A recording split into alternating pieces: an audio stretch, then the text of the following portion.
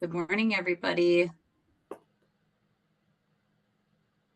All right, well, we're going to get started so we can maximize the time that we have here. Thanks for being here this morning. My name is Katie Golsteyn. I am the Director of Operations for Lifetime Realty Group, and I have an awesome panel of people here to talk about hiring a virtual assistant and talking through the strategies, the failing forward of hiring a VA, what it's done for them in their business, mistakes that they've made along the way. I mean, this is going to be a very raw and real conversation. And the purpose of this is to help give you information to then use this to go hire a virtual assistant if you feel like that's a good fit for you and for your business. So we have a list of questions here. If you have other questions that we are not asking, feel free to put them in the chat. You can message me directly and I can bring those into this conversation as well. So we'll get started. And as we go through the panelists, just introduce yourself then before you start answering the questions so that people get to know you. Because I also think it's a great way for everybody on this call or listening to this recording, reach out to these people if you have questions one-on-one, because they all run very different businesses and have leveraged virtual assistants in a different way. So find one that makes the most sense based on how you run your business, and you can connect with them offline. So we'll start with Scott first, mostly because he's my boss, so I'm just earning brownie points there. But we'll start with Scott. So Scott, first question. What are the key tasks or responsibilities you've been delegated to your VA and that have made the biggest impact on your business?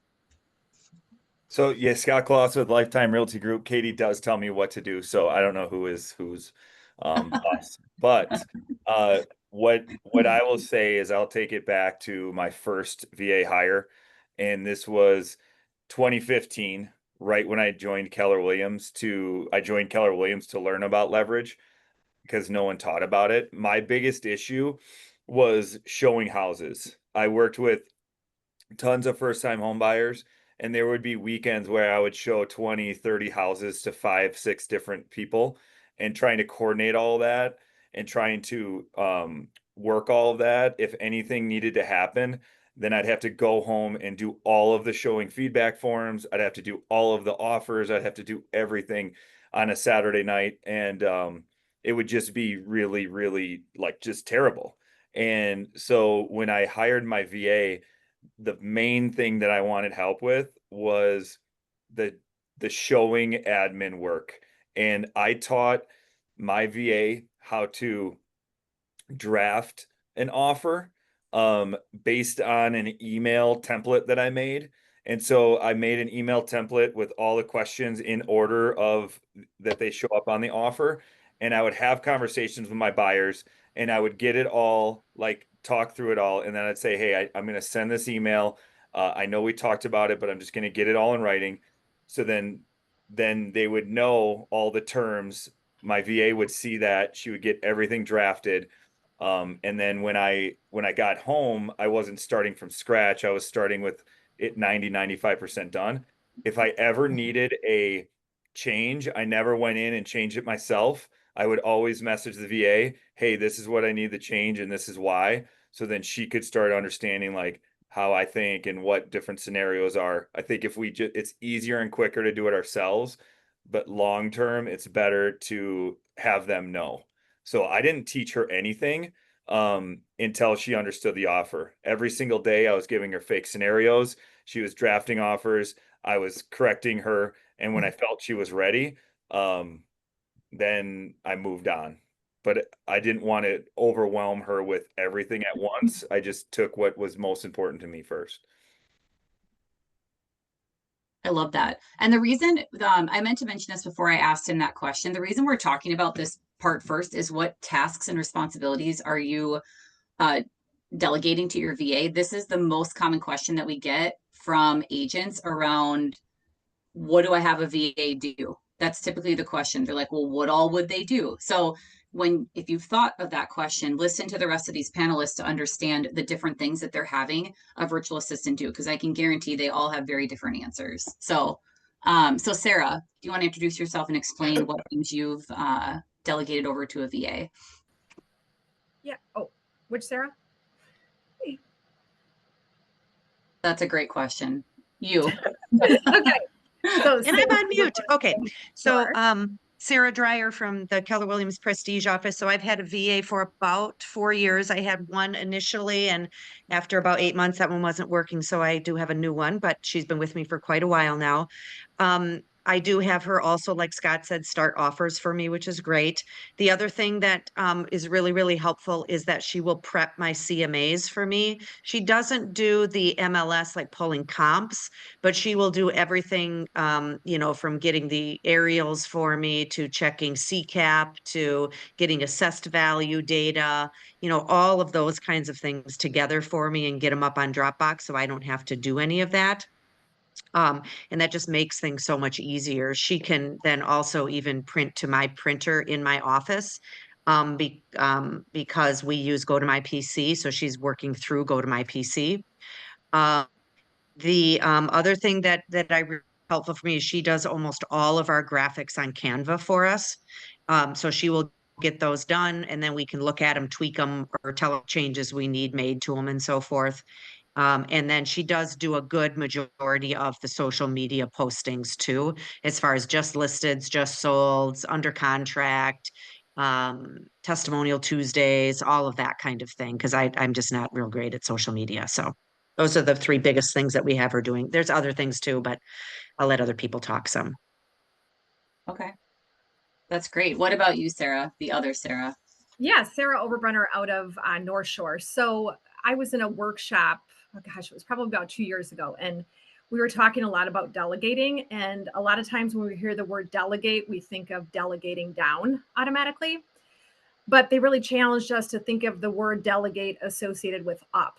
So once I heard that, delegating up, that somebody can do it much better, I was a lot more motivated to get things off my plate. So I did kind of to figure out what type of VA I needed was an active inventory worksheet over like a 3-week period where I basically tracked all the activities that I did in my business. And that can include buyer agency contracts, MLS searches, paying bills, being on sales calls, just any aspect you can think of the business.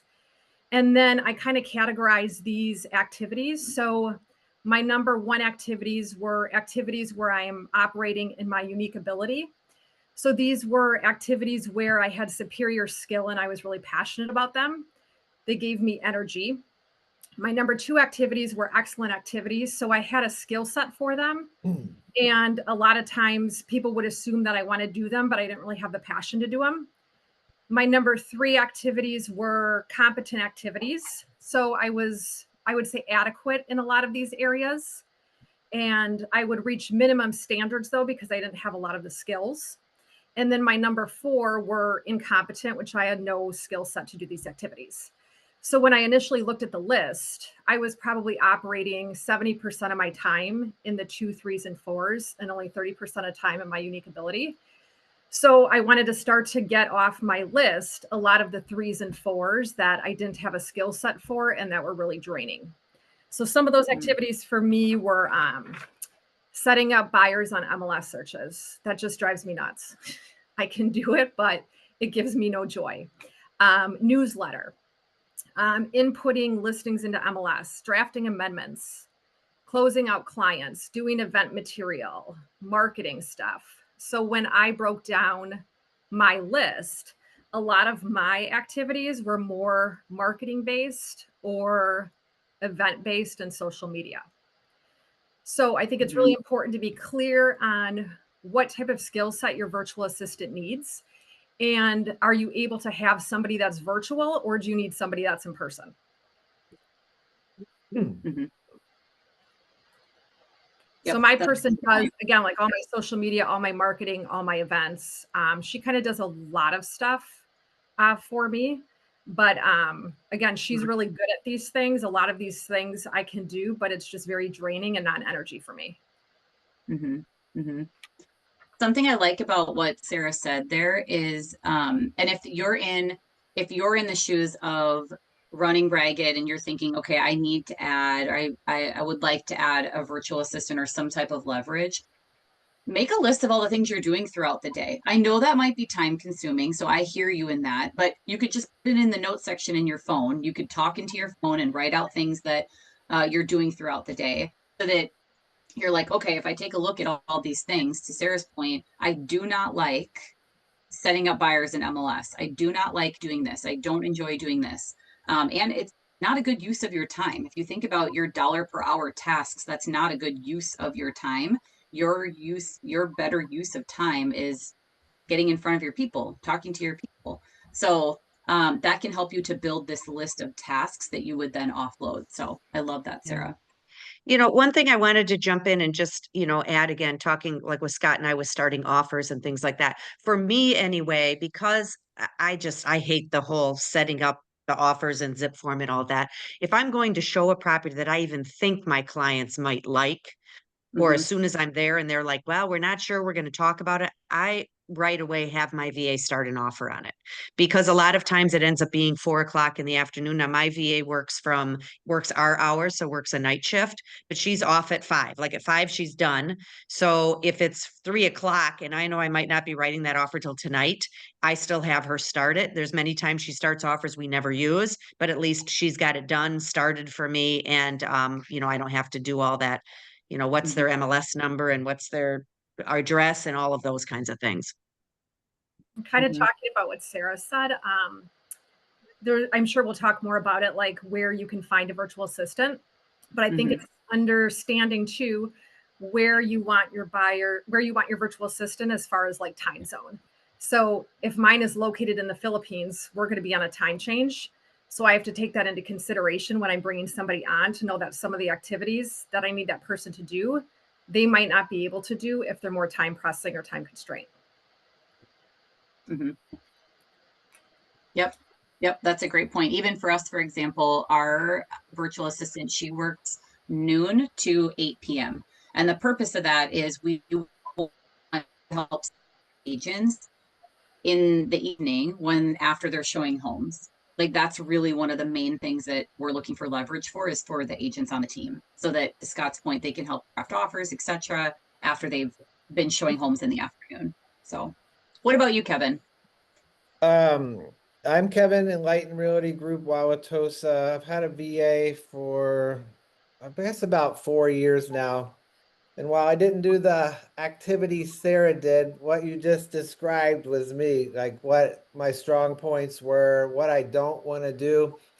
And what I would preface, I have a list of things I'll go over, but what I would preface is this is always evolving. It's not like, okay, you're hired and this is what you're going to do. It's not that, because I change my mind every week. I find things I don't want to do anymore, and I just add it to the list. So you have to have someone that's flexible, and this is an always evolving situation here. And when you have the right one, they're adaptable. And we're talking about time zones. Yes, time zone is a factor. So sometimes you have to, if you want something tomorrow, you got to get it in early today. But luckily, I happen to have a nocturnal one who's kind of on our same time zone many days. So like I just talked to her this morning at our time, and I don't even know what time it is there. But some of the lists that I have them do, you've heard a couple of them. So financials, they totally track all of our financials.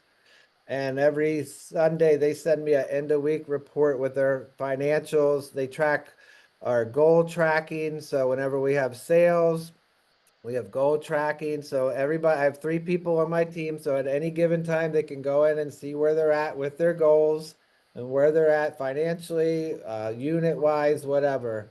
They do obviously social media, marketing, postcards, all of that. I have a system set up. It takes my team literally about 1 or 2 minutes to fill out a form when they have an event, whether it's accepted offers, sold, just listed, and it triggers all the marketing from my team. It literally takes 2 minutes to fill out and everything happens. They track my schedule. They send it to me every Monday so I know what my week looks like. They build listings for me. They do buyer agency agreements. I haven't got them the right offers yet. I don't know how comfortable I am with that yet, but it sounds like you guys have a good system, so I may look into it, or at least get it started. They're in charge of following up and getting reviews. So whenever I have a sold, they're sending out emails and following up so we can get reviews on Google. They're entering property searches. They do everything command. People ask me, show me something in command, KJ. I can't show you anything in command. They do it. Sorry. 36 touches, blogs. I don't know command that well. I know what I need to know, and that's all I'm care to use my brain for. So they're in charge of command. We have 2 CRMs that we use, so they manage 2 CRMs for us. They follow up with leads that we may have missed, whether it's from homes.com or whatever lead sources we have. When they come in, they'll actually email the team, say, hey, making sure you guys saw this lead that came in. So we have them monitoring that. At the end of the week, they send me all of my DAs, so I know that the money's coming in that we have closings for. Because you got 5-10 deals a month, and you want to make sure you got paid, right? They manage my calendar. We have a lead gen number tracker. They send that out weekly so people can enter their numbers. Everything social media is them, and I think that's about it. Maybe more, but all that. That's a mouthful. We got them doing a lot. That's awesome. Hey, everybody, I just put in the chat, I was making a list of everything that people mentioned here. So maybe take a screenshot of that to be able to see, because again, I think this is one of the biggest things that holds people back is they don't know what tasks to leverage to them. And here is a laundry list of tasks. And what I think is cool is you heard something different from every single one of them. And again, they all run very different businesses. So great. Well, good. Well, let's switch gears a little bit. So now we know all the things that they're doing. How do you ensure, and we'll start with Sara Dreyer, what type of communication are you using with your virtual assistant? How are you keeping in touch with them? How do you keep them accountable, especially when working across some different time zones? Yeah, so my VA, we do use Go to My PC. So I have a separate laptop in my office that is the one she goes to. This way, as we're there, I can look over at any time and see what she's working on. Accountability, because if I'm like for, an hour, I haven't seen her on there at all. It's kind of like, what's going on? What are you doing? So there's some accountability there.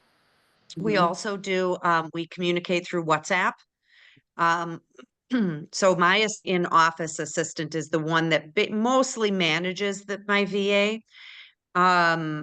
But they talk constantly on WhatsApp. Now for me, I don't have notifications set up for me because they're talking a lot and I don't want that constantly dinging me. So it's really between them. But anytime I can go in and see what the conversations were, and I can add things into there if I want Beth to do something, to do that. Beth also does do a end of day accomplishment report. So at the day, she basically types out for us basically everything that she's done, not all the details of it, like what social media post she did, but she'll say posts, etc. And so we do get that every day. And then we also do have a running task list as well, so that whenever we on WhatsApp say, hey, can you start a CMA for 123 Main Street, she'll pop it onto that task list and then she'll mark it when it's done. So if I ever need to go back, I'm like, oh, I wonder if she's done with that yet, as opposed to going into Dropbox, clicking around, I can just open up that and I will go ahead and see that she has, completed that, and I can go in and find it then.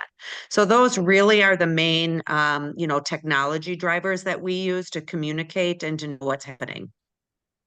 Okay.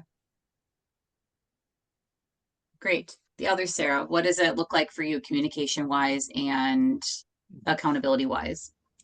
Yeah, so for us, I've had one phone conversation with my VA in 2.5 years. Everything else has been through email for us.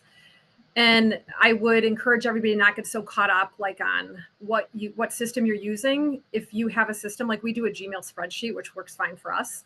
So immediately when I get a client that comes in like a buyer, she'll enter them into the spreadsheet with their name.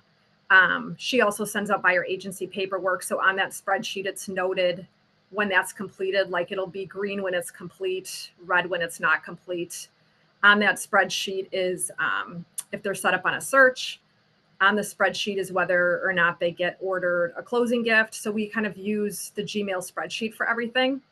If I send her like a lot of stuff throughout the day that needs to be done. And in the emails, she'll just put like noted, completed. We have a marketing calendar that we work off of. So for the marketing calendar, like if I have to have invites or like a marketing piece that's done, I'll usually send that via a Gmail calendar invite with the date on top that has to be completed. Yeah. One of the things that I forgot to add is in the beginning, when we were first training, we found it to be helpful to be on Zoom all the time. And it would just be on Zoom up in the corner so that if the VA had a question, it wasn't like, I got to type it in. I got to type it in. It was just like, hey, can I ask you a question? Or, then some community back and forth as well. So we felt like almost like she was in the office with us. And we felt that that was helpful.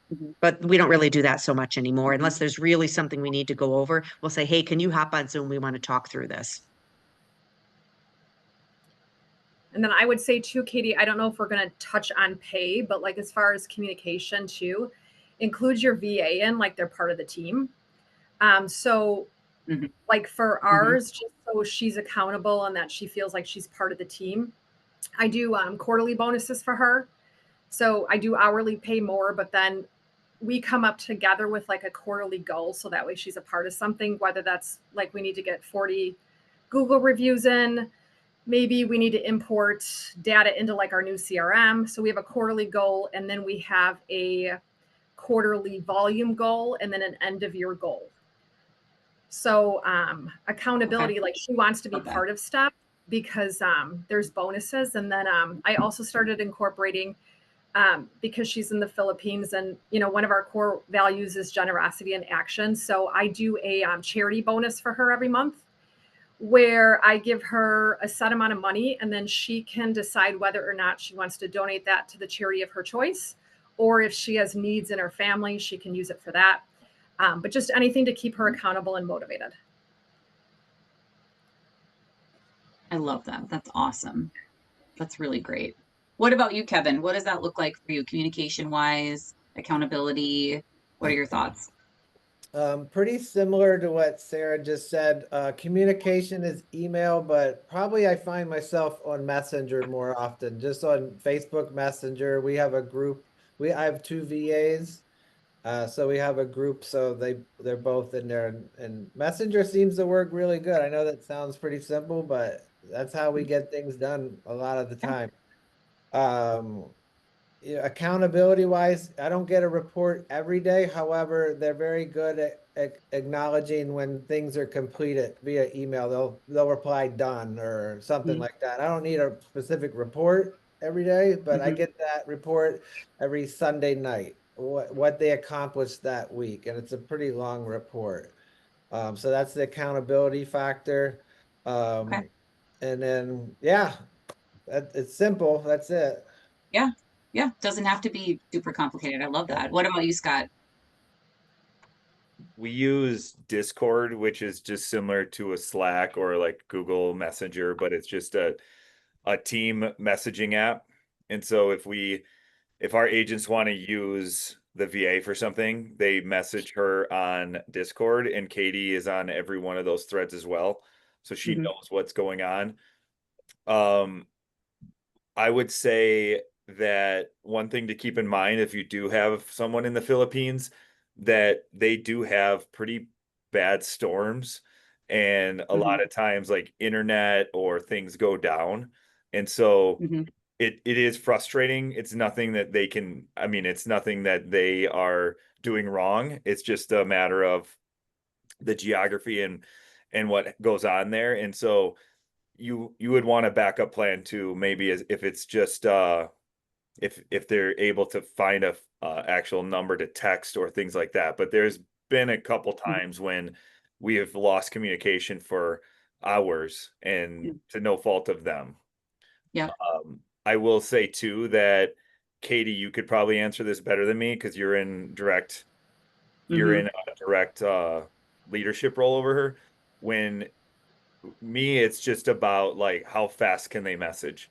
They got to manage quite a few agents right now, but if it's a matter of priority. So I would rather have them say like, got it, working on it, or doing this first, or they ask the question, I'm working on this, which one is more of a priority, versus them just like Mhm. continuing to work on what they're doing and not respond. Because when they don't respond, I feel like they're didn't see it, they're not there, they're not doing what they need to do. Yep.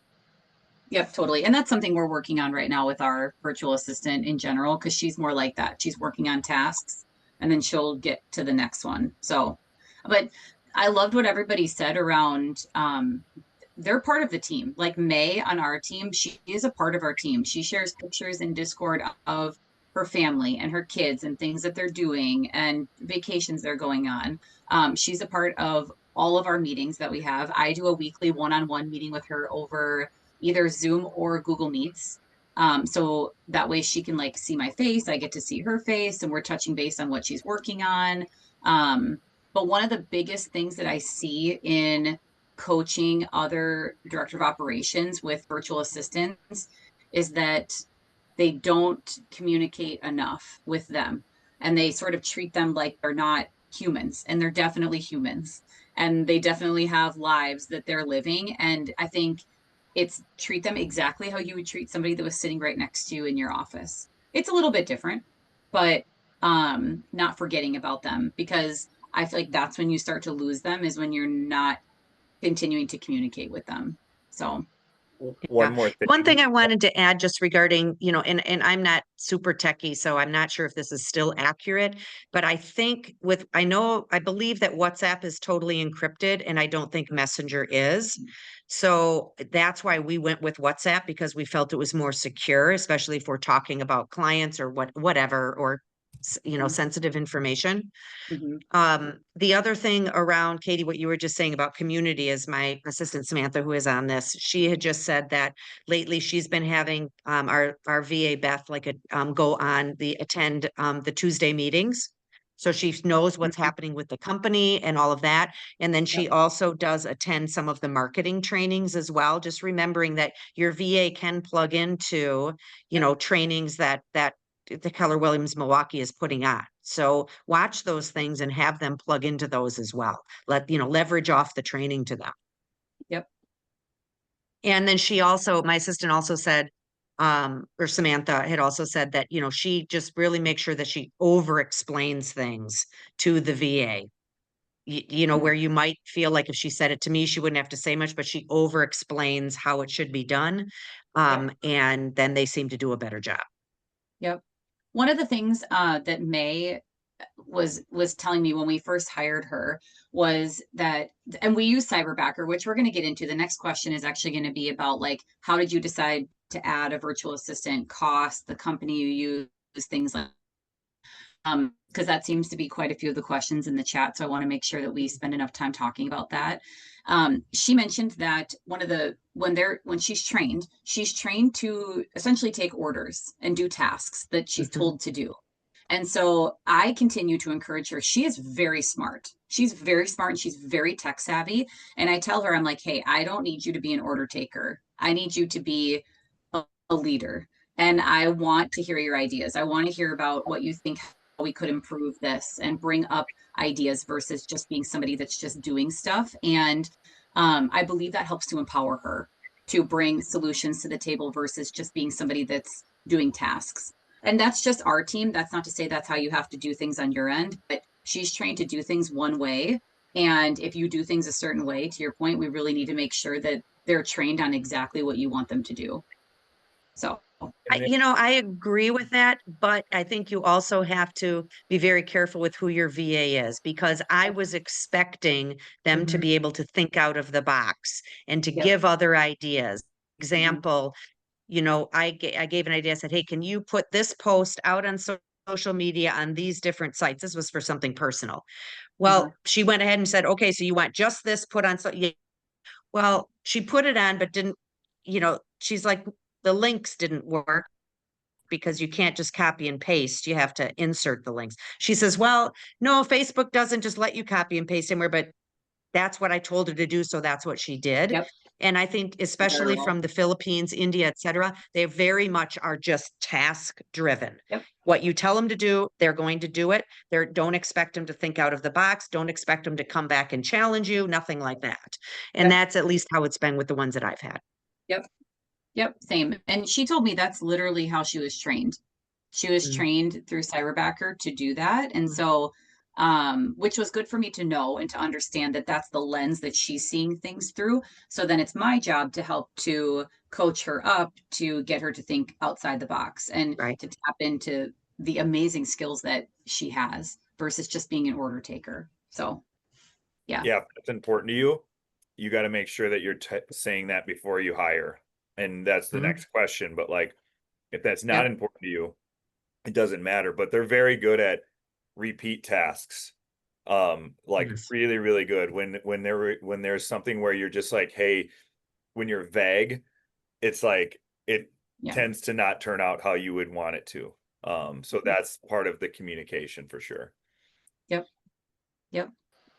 Well, good. Well, let's switch gears here because there are quite a few questions about cost, how many hours they work, what companies that you use, how you decided to add a virtual assistant or several virtual assistants. So let's talk about that. Let's talk about the company that you use to hire your VAs or that you've used in the past, how many hours they work a week, the costs, any other incentives that you have for it. So Kevin, if you want to kick us off with your thoughts around that and what you're doing right now, that'd be great. So I never researched the company. I happened to come across these two that I have from past relationships. And so I never had to go, and I obviously, how can I say this? I knew how they worked. I saw how they worked, and I didn't have to go hit the web and search for them and look for them. I knew they were good, and I scooped them up. And they generally work, I would say, I'll have to double check, but it's generally one of them's like 40 hours a week and the other one's around 20.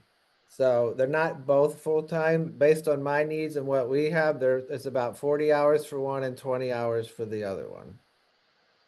But I never did Cyberbacter. I know Ben Kenny has a system out there where you can hire VAs from him. But I think if you pay anywhere between $8 and $12 an hour, you're doing pretty good. Mm-hmm. You can find some cheaper, but I haven't had the trial and error like others have had. I knew them, I hired them, and they've been with me for over 4 years. So I can't relate to, oh, this one sucked and I didn't use them again. Or, I just don't have that story. Is she frozen?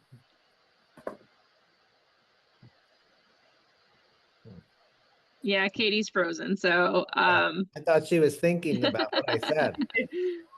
Someone just asked, Kevin, what country yours are. What country they're in? They're in the Philippines. I think if you're born there, your destiny is to be a VA. And it's not to make fun. They No. actually do better than most people in their country based off what we pay them. Right. It's not looking down on them. It's a way for them to be successful Right. in their own country. It really is. And I feel good about it. And like Yeah. Sarah, I do quarterly bonuses, and it really, you can send them, say you send them 500 a quarter. That is so big over there when you do how the money translates over there. It really makes a big difference. It's not a lot to us, but it really changes their lives for sure. And that's fun to be part of. Yeah, I think with finding a VA, if you use a company, you're going to be paying more for the VA versus if you find somebody who's not part of a company. I found that with mine, instead of doing like higher pay, it's better if I just do a flat rate and then do the bonuses that I talked about.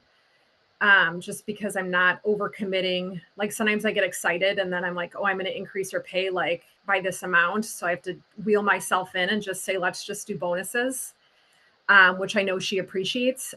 It was important for me to find somebody who could flex. So I initially started off with 5 hours a week is what I did. And I was like, I doubt I'll have 5 hours worth of work. And now, it's 10 and then it's 15. So you'll find more and more stuff that this person is capable of doing. I have a good friend of mine who owns a company called Super Powered. His name is Stephen Nooner. And he hires, his is going to be more expensive, but all of his, he calls them entrepreneurial executive assistants. They're all out of the Philippines, but he has a book on it too, but he runs a fantastic company where he's created a community for them there where they get training, they get development. So all of his people are trained and ready to go based on your needs. And you do like a personality assessment to determine which entrepreneurial executive assistant will be best fit for your needs. His is going to be higher paid compared to what I pay. I pay $8 an hour plus quarterly bonuses and other bonuses as well. Yes, Sarah, if you could drop the name of that company in the Yeah, chat. absolutely. Awesome. I put a few in there that I'm familiar with. We use, and Scott, I don't know if you want to talk about, you've used a couple different companies in the past, but I put the two that we've worked with in the chat. Yeah, the first one was My Outdesk, and then our second one was Cyberbackers. We pay between 1,000 and 1,500 a month. Our VA is making 1,500 now, but we've had her for a long time. We've also, like Kevin, had very good success with our VAs. We haven't had to hire multiple and fire. It's been multiple year hires. And what I like about a company is they have them go to school to learn contracts and to learn real estate and to learn all of the things. Then when you go to hire, there's a website, and I looked on it, and they would have their DISC scores, which is like their personality. They would have them write up some stuff about them so you could see how their English looks in writing. They would do a video on how they sound. They would have a report card on how they did in school. They had all of their resumes. Their teacher would give recommendations. And so you could do all of this review work before you even sat down with them. And then I said, I'm interested most in these 5, and there's hundreds of them. And then they organized the interview. So I sat there for an hour, and it was one after the other. And I asked them questions, and maybe it was 20 minutes, and then okay, next one. And then they brought the next one in. So a company was really beneficial to me because they took away a lot of that legwork. And then if I said, hey, this person needs more help in command, this person needs more help here, they would train them additionally at their cost. If I used a company now, the last one I used was called Elite VA. And Elite VA, I'm just typing it in the chat, is the company I would use again. So I hired them as a regional director, and I just think that their standards are very high. They enforce them to be on Zoom all day. So like they're monitored.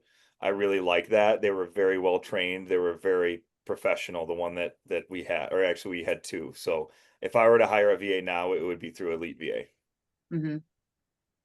The benefit of understanding all these different companies is that when you're clear on what you want them to be doing, because like we talked about earlier, that list in the chat above, that's a wide range of things that people could be doing. And you might not want help with stuff in your database, but you really want help with marketing.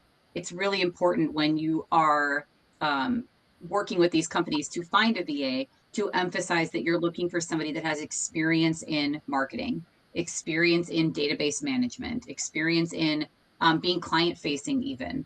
Our May is not client facing for us. She doesn't communicate directly with clients at all. But if you want somebody to do that, it's going to be important that they have the skill set to be able to do that. So that's why understanding what the things that you want them to do is going to be a great step, because then that's going to help you to figure out the type of personality or person that you're looking for. The other thing that was great about Cyberbacker for us with hiring May was that we actually had hired an ISA through Cyberbacker. And and it just wasn't working out. It wasn't necessarily the ISA's fault, but it wasn't working out. And so we reached out to Cyberbacker. They're great about communication. And we said, hey, this role is not really working out. And they're like, no problem. So we swapped out that ISA and hired a VA instead. So it was like, hey, this isn't working. We didn't have to worry about like firing someone or whatever. We just swapped them out with somebody different. And May has been with us since 2020. So how do you all pay them? That's a great question, Kim. How do you pay them? Are they set up with a payroll company? Do you do Venmo? What does that look like? If I you just have, do PayPal for mine.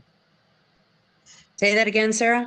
I do PayPal for mine. She's not through a company, but if you were using a company, a lot of times the company will pay them. They charge you and then they pay the VA. Yeah. But for me, I do PayPal. Yeah, I use what's called Zoom or XOOM. And I think that is a PayPal company, but it's set up for a lot of payments to the Philippines. Yep, we've used that before too. Yeah, I have PayPal linked to the business account, gets tracked as an expense. Okay. And So if I can jump in, my scenario is a little bit different as far as how I got a VA. So I was part of across the country. There's like 15 of us that I'd been a part of for a long time. We'd meet on Zoom every 2 weeks and we got together 3 times a year. One of those agents that we brought into this mastermind group was originally from the Philippines. She's a top REMAX agent out in California, and she has 5 VAs. And she has 5 VAs that staggered. So they have from 7 a.m. to 10 p.m., 7 days a week, she has coverage.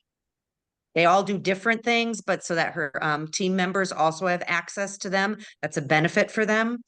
So they're covered at all different times. She has no in-house staff. She just has those. So because she was originally from the Philippines, she had some connections with people. So she had her lead VA. She said to our group, hey, if you guys are wanting to do this, my lead VA, tell what you're looking for. She'll find them for you. So I never went through a company. I went through her lead VA. I will say that we got someone that was not trained. But if I wanted to say, hey, I need good English skills, I need to be sure that they can talk in case I wanted to make calls. They need to sound almost American or not have much of an accent. And so, based on the fact that they weren't already trained and we would have to train them, I pay a lower fee than what you guys are paying. I mean, my hourly is quite a bit lower, probably half of what this group is paying.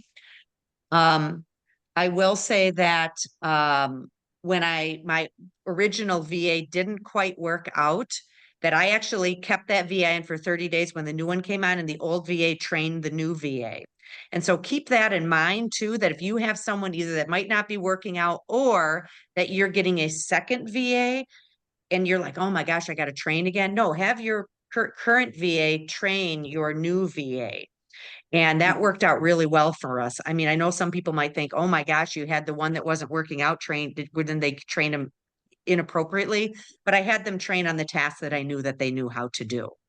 The other thing to know is that with the Philippines, they have something called a 13th month. At least that's what I'm doing. And so in December of every year, you pay them an additional month of the year, an additional month of payment. And that's very, very typical out there. So I'm kind of curious if other people are also paying the 13th month, but that seems to be something that's very common out in that area. That's interesting. I didn't know that. You never have heard of that. Yeah, you might ask your VAs about, or maybe you don't want to, I don't know. But so in December, I do pay what's called the 13th month. I've never heard of Dan that. just came on and said he pays the 13th month also. I think with our bonuses, we give them a 16th month, right, Sarah? Yes. How did you all, because it looks like some of the questions too are like, what triggered you to need to add leverage? So can you explain a little bit about, did you hit a certain production point? Did you hit burnout? Maybe a combination of the two? Like, what triggered you to look to add leverage through a virtual assistant? I don't know, Scott, if you want to start us off with that. Mine was just necessity. I mean, I was almost in the hospital, or I mean, I was developing ulcers and I was bleeding internally, and I worked myself to absolute sickness. Mm. And so you can only work so many hours a day. And if I was working 16 hours or so a day and every single day, like if I needed to do any more, I needed leverage. And I wouldn't recommend getting to that point because I was doing about 70 to 80 deals a year by myself. And it wasn't fun. It was terrible. So I I'm excited for you guys that are planning ahead on this. And someone asked earlier about the number of units. I would typically say like 30 to 36 is what is the MREA states and what the averages are. But like when I knew that I had two young kids, I was I had a lot of other things going on too, that it wasn't just real estate. Mhm. I would say I think this is also a plug for Scott's budget mastermind, because if you know your numbers of where you're at with your budget, this also helps you to make decisions based on facts and not necessarily based on like, oh, I'm feeling burned out, but like the facts in your financials also help you to realize, oh, I can afford leverage, and this is what this leverage could actually do for me in terms of giving you more time back, helping you to earn more business, that kind of thing. So what about you, Sarah Dreyer? What happened for you to look to add leverage through a virtual assistant? Well, a couple things. The first one was I found it very interesting with Elizabeth in our mastermind group how she was doing this, and I was like, boy, for the cost and everything, it's kind of seems like a no-brainer. For me, it wasn't really about, and this might be people might find this short-sighted, but I've been in the business 31 years and 31 years of not having much fun in my life, and I just wanted more fun. So I didn't bring a VA on really to grow my business as much as I just wanted more time to do fun stuff. And so if I didn't have to get that offer drafted or do this or do that, that was even better. I will preface the offer drafting by saying they prep it all for us, but they're not sending it out like before I'm reviewing it and everything. I mean, I go through everything, I add in, I double check. And right now, my VA does not send out for e-sign. My in-house assistant does that, or I do it. But just so you know, they're not really they're not really drafting the offer. They're just putting what I want them to put in. So for me, it really was just about having more time off to finally start to have a little bit of fun in my life. And so that's my ROI, is having a little bit more time to do fun things. That's great. I think my ROI is going to be balance. I worked hard to get to the point I'm at right now, that I know my sweet spot with hours. I don't like to work more than 28 hours a week on real estate. So by bringing in a VA, I'm able to do the business that I do and still maintain that balance. And again, I talked about that unique ability. So I'm really only focused on what I like doing in the business, which is essentially like 4 things. And my VA is doing everything else.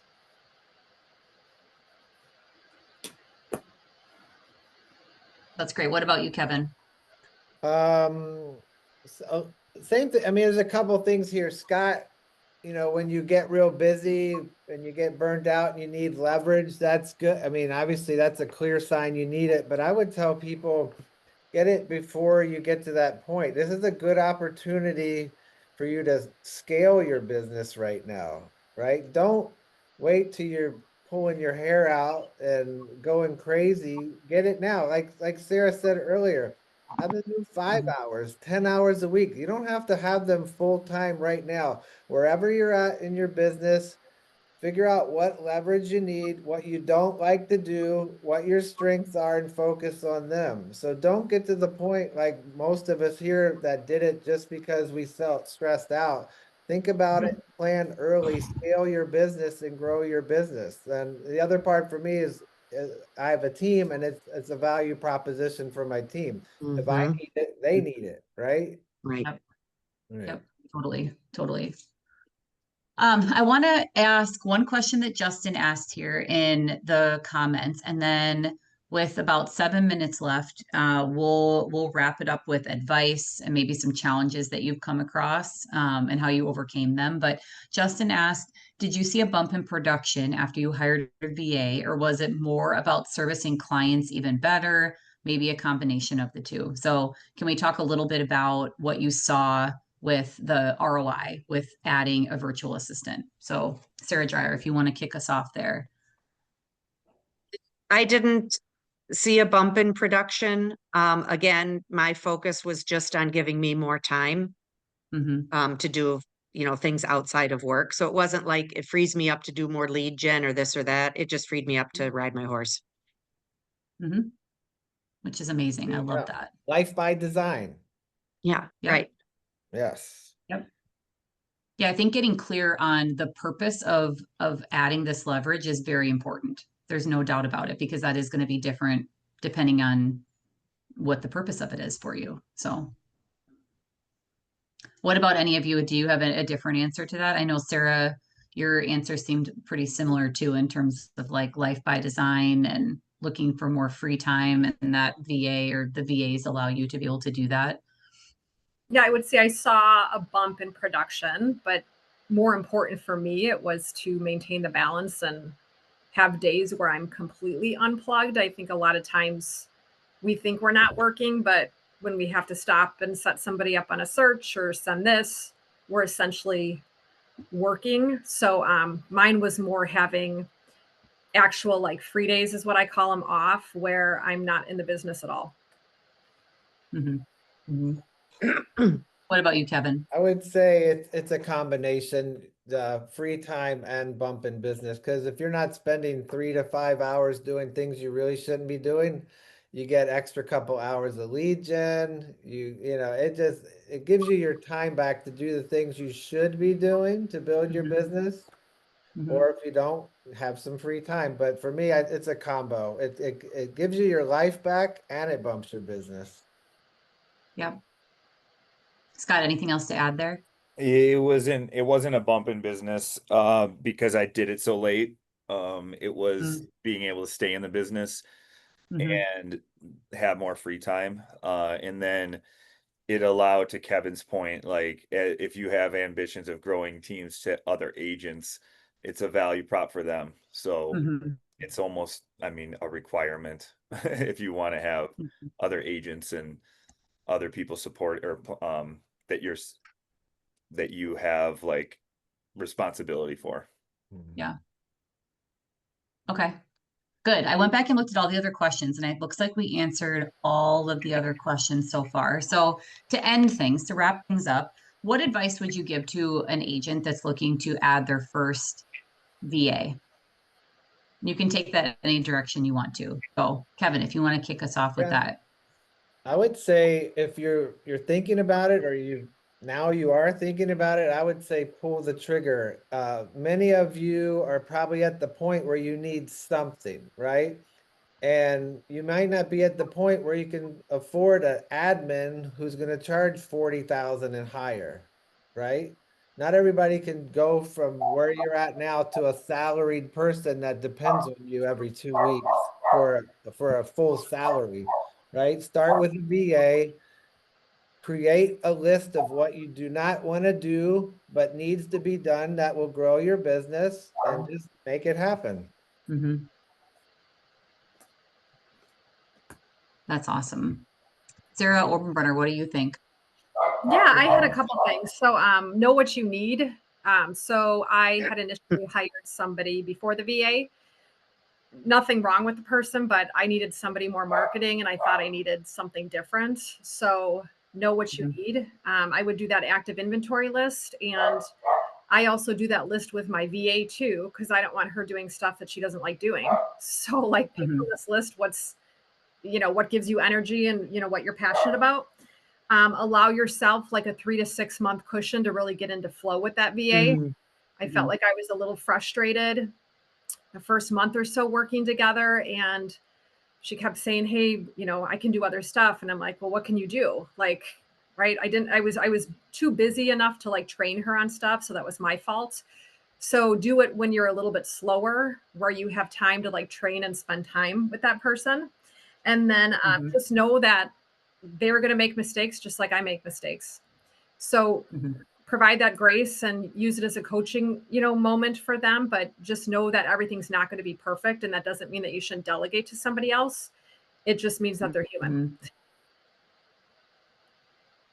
Yep, that's a really good point. What do you think, Sarah Dreyer? Well, I mean, I would echo what Sarah said because a lot of us probably are high Ds and you get frustrated quick. You're expecting it like, oh, they're going to right off the ground. They're just going to know how to do everything and it's going to be great. And it does take, like Sarah was saying, 3 to 6 months until you're like feeling like, okay, this is great. Like I can just put a task there and they run with it. I think just echoing again, being very clear on what you want them to do and also letting them know, like Kevin had mentioned, that this is going to morph. Like your tasks are not going to be just these tasks. We're going to continue to add tasks, take some away, change things. So they're not feeling like, wait a minute, now you're adding more tasks. Should my income go up? Or, am I not doing this anymore? And just be extremely clear on, what it is that they're doing and that you're going to continue to add things on later. Yeah. Yep. Scott, what do you think? Just say slow down to speed up. And Mm. if you're not willing to slow down to better your life in the future, then you're just going to continue to be in the same spot that you are. And if that Mhm. scares you, if like 2 years from now you're in the same spot and you're running the same life frantically, and that scares the hell out of you, then it's time to work on this. And if it's your first time, like leverage one of these companies and do a lot of homework beforehand. You can do it at night Mhm. sometime and you're just reviewing all of the pieces, and then like take your time on the front end filtering, because it will be worth it on the back end versus just finding the first one and just letting them hiring them. Like take your time, do it right, slow down, take a couple deep Mhm. breaths. Mhm.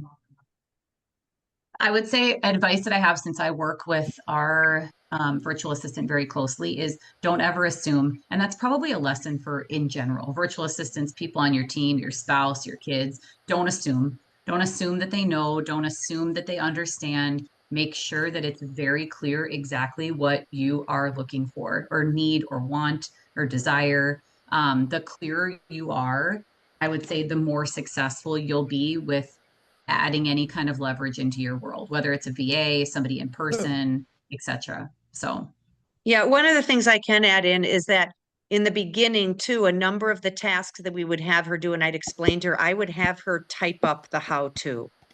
So mhm, she would start documenting that. We that's also, at awesome. times, too, if it was a little bit more involved, we would do we'd record our screen going into MLS and how you do this. And then that would get saved up into our how-tos so that, when we trained her on it, then she could go back and watch that because Mhm, like anything, it takes a while to learn it. And if I just go over it with her once, but it's not written out or I don't have a screen, a screen record, you forget how to do it and then you're going to have to go through it again. So anything that you're able to have them document in your processes, because you never know, you might not have them the next day and you've got to bring a new one in. And now you're going to yep, have those things all documented, but put that on them. Don't feel that you need to write out all the processes. Tell them while we're going through this and I'm training you on it, please yep, document this and then send it to me to review. mhm. That's it. I I love think that. that's a huge thing. Yep, yep. Helping you build out your Yep. SOPs Your for every systems. part of your business Absolutely. is great. Yep.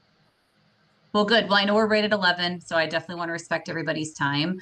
If there are other questions about this, I mean, definitely feel free to reach out to these panelists. You can reach out to me as well. Very happy to help. And thanks for showing up today.